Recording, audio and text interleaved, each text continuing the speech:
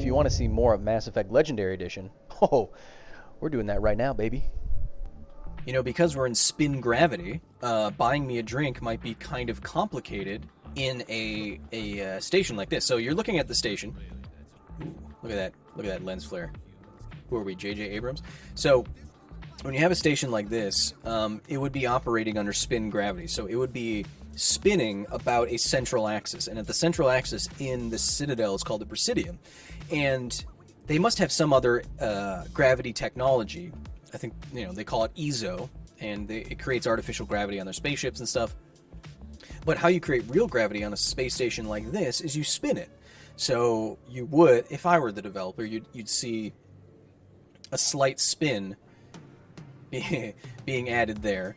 Now, I say that to say this. If you have a large structure that's spinning around an axis, you can get artificial gravity around the edges, like you're riding in a carnival ride or something like that. With a force on your body, you can make that body your weight. That force on your body, your weight. You can make it feel like there's 1G. However, if you go to the center of the rotation, the axis, because the acceleration that you feel on the edge of a spinning ring is dependent on the radius at which you are from that ring. It's V over R squared. That means if R is 0, if you're at the axis, the very center, the Presidium, that means you're not going to feel any acceleration, which means you're not going to feel any force, which means inside of a rotating space station, even though on the edges you can get artificial gravity, at the very center of the axis of rotation, you'd be completely weightless. And that was your first Mass Effect lesson for today. Embassies. Right. I forget again where I'm going. Where am I supposed to be going? It's been a while. Where's Harkin? That's her. What? An assassin? What? I don't remember this at all. Wow! What? Okay, so when we do the cut down later, don't include me dying like that. That would be... See ya. Woo! I don't know how to put my weapons away. I'd like to put my weapons away. How do I put my weapons away? Do I hold it? No. Do I do this? No. Do I do this? No. Do I hold this? No.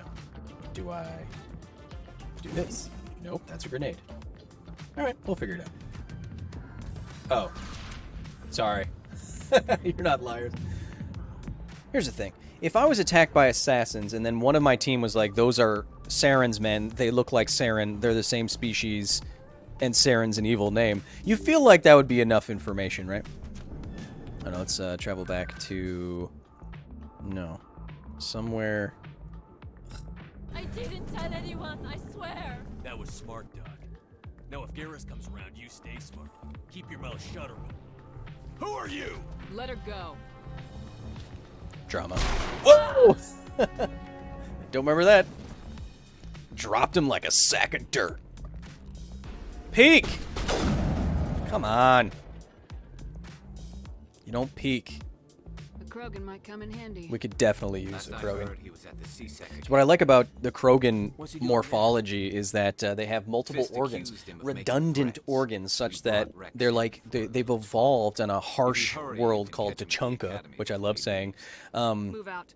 They evolved on this harsh world called Tuchanka, and because of that, they have all of these changes to their biology that accommodates for that, right? That makes sense given that environmental pressure. Does any animal have redundant organs? Well, not redundant, but I mean, you can lose half of your brain and still function. We know that from lobotomizing people. You can lose one of your kidneys, some of your liver. Your liver will regrow. What the genophage was doing is trying to alter the genetics of Krogan such that they don't reproduce as quickly. We're changing the DNA of mosquitoes such that those mosquitoes cannot attain maturity without a certain antibiotic. And this antibiotic they obviously will not find naturally in the environment.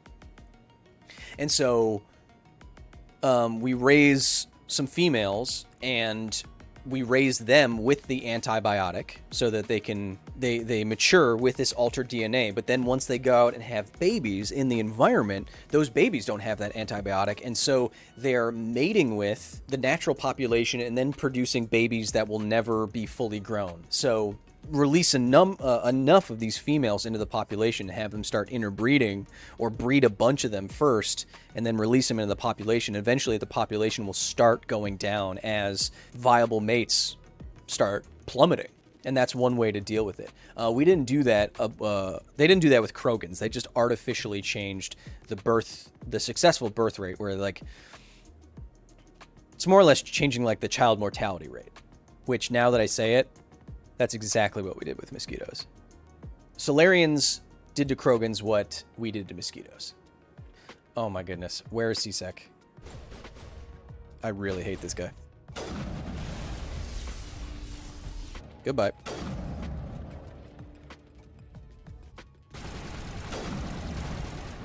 Whoa, that thing iced me right there. So let's move you. Move. Man.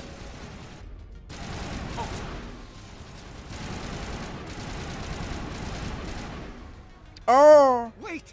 Don't kill me, I surrender! Oh yeah? I need information right now. Nobody meets the Shadow Broker, ever. Except in Even I don't know DLC and Mass Effect 2 later, but don't worry about that. I told her I'd set a meeting up. Hey, buddy. You're not making my life easy, Shepard. You know it's not. You know what else isn't making your life easy? That haircut. Assault on Cora's den. Do you know how many? Who's this? The Quarian? What are you up to, Shepard? Who's this? Spacesuit lady? Yeah. So the humans are dumb. Humans are dumb. So yeah, squadding up. Kusanagi says, Kyle. What? What do you want? Oh my goodness, we still didn't find C-Sec. Where is C-Sec? Where is C-Sec? Donde? To the med clinic. Head down the stairs below the speeder port. All right. I don't believe you. Med clinic that way. Thank you. Thank you, people. Interesting thing about an elevator in a spinning space station. Again, because we talked about how... Excuse, I'm talking. Thank you. Because in a spinning space station, the force on you, the centrifugal and centripetal forces on you are going to change depending on how far away you are from the center of rotation, your radius measurement from the center of rotation, which is in this case, I guess, the Presidium. If you take an elevator up, you will get more and more weightless as you go upwards towards the Presidium or towards the center. And the exact same thing would happen in a so-called space elevator. I know this is a space elevator, but it's not exactly a space elevator. So if you had an elevator connected or a cable connected to Earth, and then around it you were spinning an elevator, so you had this, you know, it's like the Earth spinning a rock around itself. At some point, as you were going away from Earth, there is an actual point you can calculate in a space elevator that as you go up in the elevator, the centripetal and centrifugal forces will cancel out with Earth's gravity at one point, at a calculable point, some way up the elevator as you're taking your ride, and you will be weightless, and then your orientation will flip, and then you'll be weightless the other way. You know, a real space elevator would need some kind of system like, you know, initiating, and then you're standing like you would in a normal Earth elevator. You go up, but you're getting more and more weightless. And then at some point, near the canceling of gravity force point, you would need the elevator to spin, to turn, such that your feet were now above your head. And you'd be like, you know, reorienting gravity. And then as you pass that point, your feet are now pointed upwards from where you were starting. And then as you get to the edge of the space elevator, you feel that artificial gravity again. This is what you can expect with Scientist Play streams. Aren't you lucky? You're the one they call Shepard. Huh? Come on, I got that. I could do it. The name's Wrex. The Shadow Broker paid me a lot of money to get rid of Fist. Only got the first. Eh? Pretty good. Okay, see now I think we go with the boys. See now I think we're with the boys. Now once again, I don't know where to go. Oh yes I do. DC Mercy says, I know Krogans have 4 testicles, aka quads. The single genitalia thing. I'm speaking. Voice, the one speaking with Saren. That's great. Matriarch Benezia. I'm speaking about genitalia. The single genitalia thing is kind of a human bias, right? A lot of animals have single reproductive appendages or organs, but a lot of other animals do not.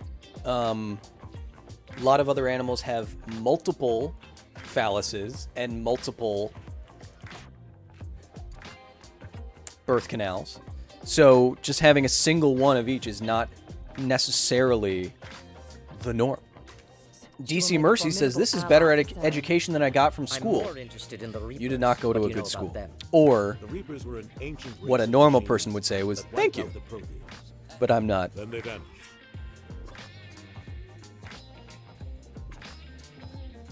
Saren's bringing them back. Anderson, I'm speaking about penises. Sharks and snakes have what are called hemipenes, and it's exactly what it sounds like. It's just 2 of them. The Reapers are obviously just a myth, Commander. You're a fool. Just because I'm in this awesome robe doesn't mean that I don't know things. Look, we get that your SEAL Team 6 can murder people, but that doesn't mean that you can just go into space and murder people. That's totally different. Look at my fancy face flaps.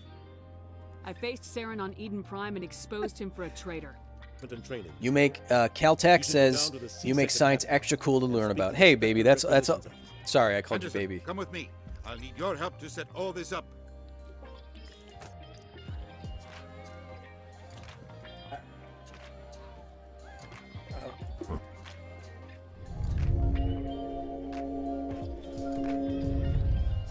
Look,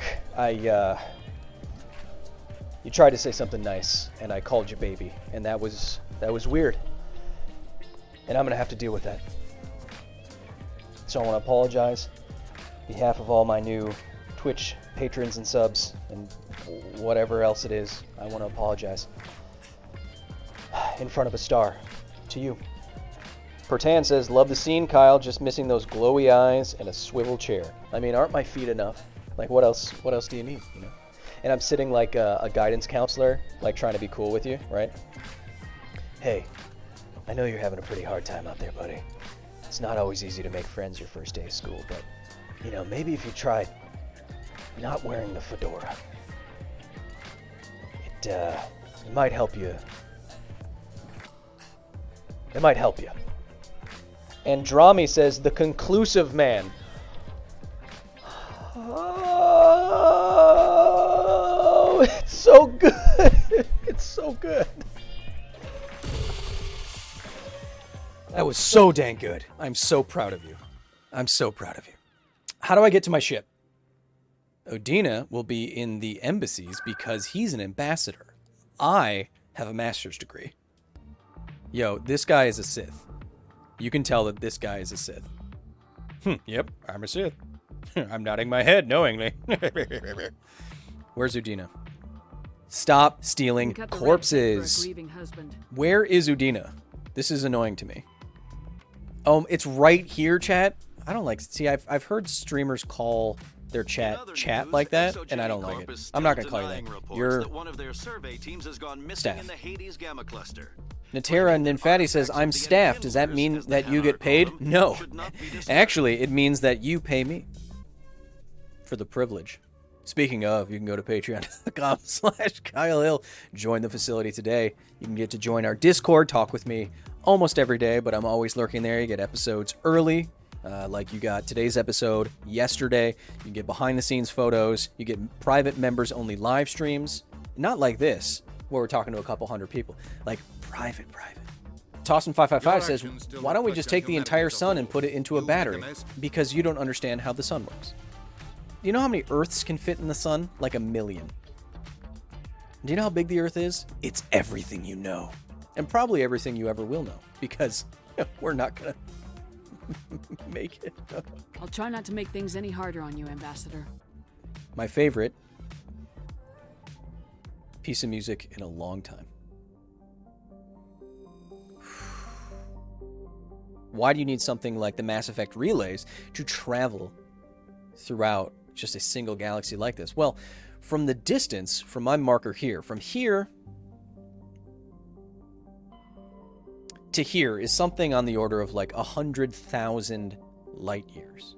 Which means, yes, if you turn on a flashlight over here, you would not see it on the other side of the galaxy for 100,000 years. Now, the fastest that any of our ships, cool they may be, the fastest that any of our ships can travel right now is not even 1% the speed of light. So, if the fastest you can go is the speed of light, that means it would take 100,000 years minimum to cross the galaxy. And if you're only at 1% of that speed, what's that? Can you guys do that math? It's 10 million years. It's a long time. So that's why you need to stipulate for something like this, a game like this, where the galaxy is at stake. You need to stipulate FTL travel, or else nothing is going to happen in a timely manner. Other fictions, like The Expanse, get around this by making it just a solar system and giving everything fusion drives, so you can get to Jupiter in a week, rather than years, you know. Hey, can anyone confirm for me, is this Sparta?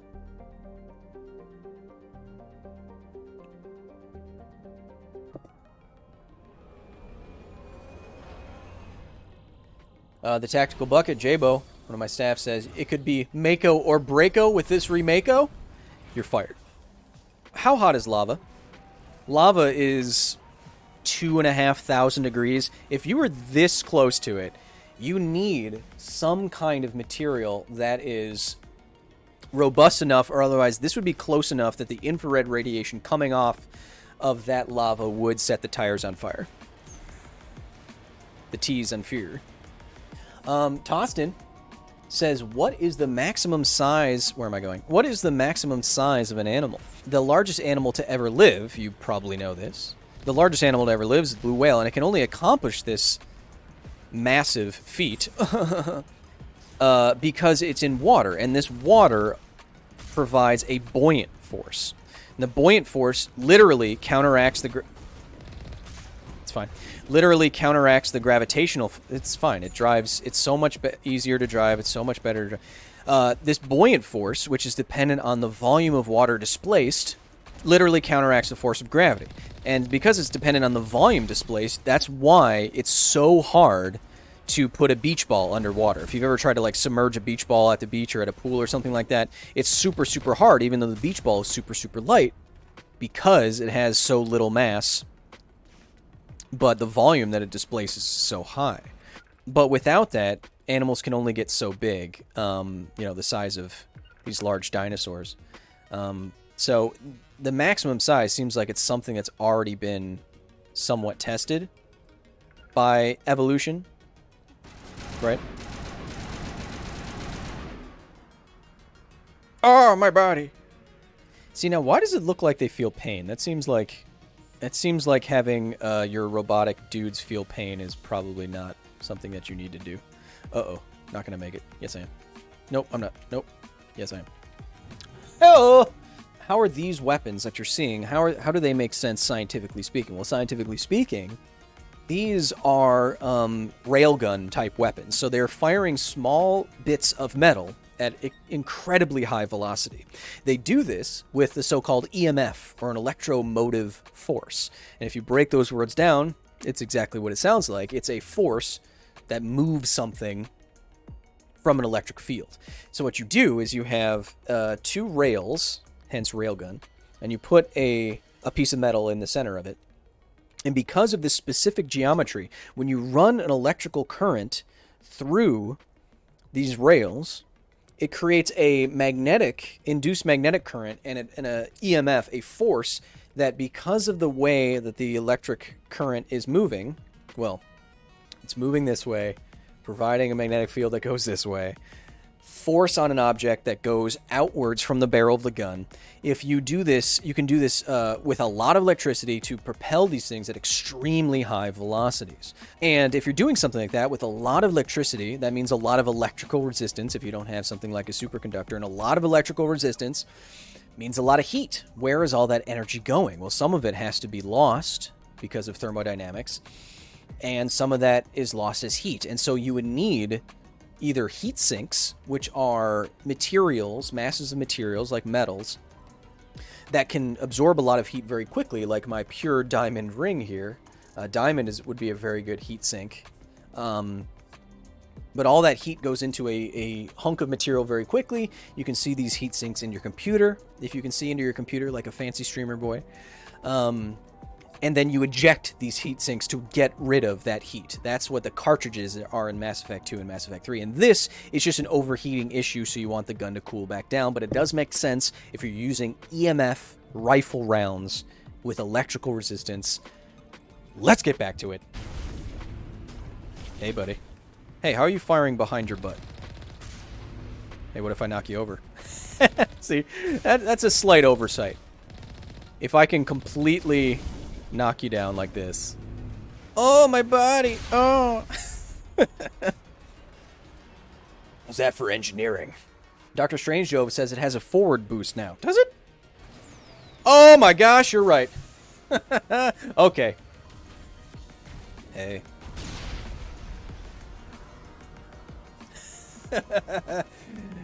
See how much propulsive force it had behind that? Shoot your butt.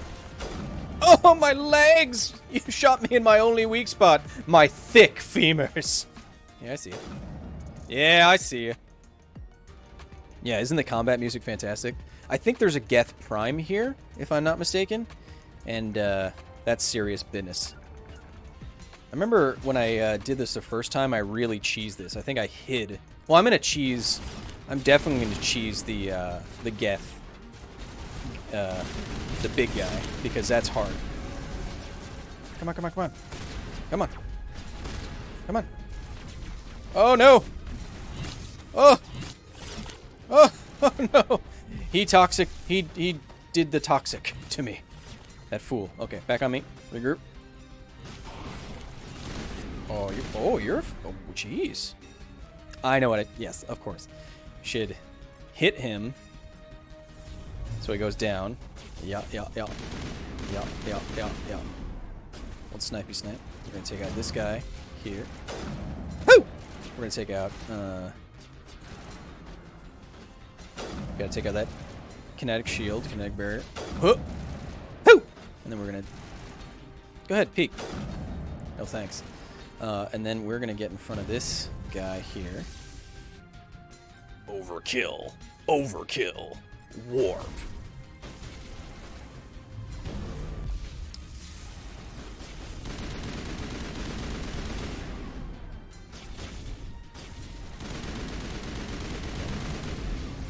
Whoa! What? What? That thing can one-shot you? Oh, dang. That's probably why I cheesed it in the first place.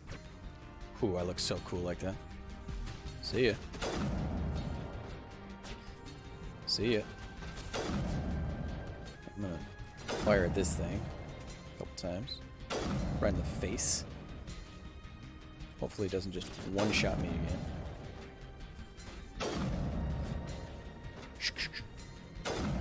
Yep. Oh, there goes the deadly dangerous ball of death. So I'm gonna throw a grenade at that thing. Yep.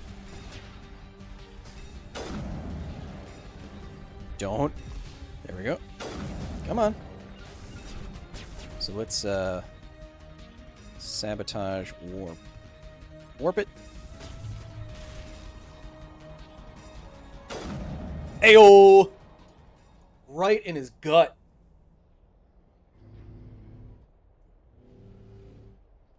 I was just checking that button. Wow. We had a great time today, didn't we? A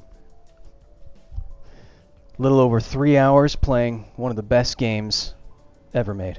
One of the best sci-fi games ever made. And I told you at the start of the stream, to solve this mystery, to solve the complex problem of the Reapers, saving the entire galaxy. They needed a man who's hard to find. A man, kind of supervillainy, not elusive, but your boy here. I hope you have a wonderful, wonderful weekend. And until we do this next time, be nice to each other, because this is all we got. Baby, baby, baby.